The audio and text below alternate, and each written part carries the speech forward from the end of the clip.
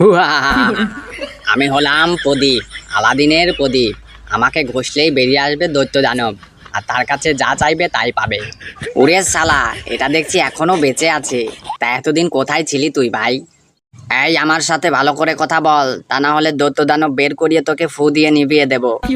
হ্যাঁ হ্যাঁ, এটাই তো তোমরা করতে পারো, এর থেকে বেশি কিছু তো আর করতে পারো না। এই তুই কিন্তু আমাকে এখনো ভালো করে চিনতে পারিসনি। তুই কি আমাকে কখনোই আলিফ লাইলার মধ্যে দেখিসনি?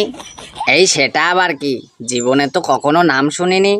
আরে হ্যাঁ হ্যাঁ, তুই দেখবি বা কি করে, তুই তো তখন মানুষের ঘরের এক কোনায় আলো জ্বলে পড়ে থাকতি। হ্যাঁ হ্যাঁ, সেজন্যই হয়তো নামটা শুনিনি জীবনে। তা তোমার ক্ষমতা কি একটু দেখি, দেখাবে?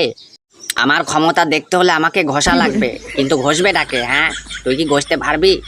হ্যাঁ হ্যাঁ, সেটাও তো ঠিক। আমি আর ঘষবো কি করে? কিন্তু একটা উপায় আছে, তুই আমার কাছে আয়, এসে আমার একটু তাপ নিয়ে যা।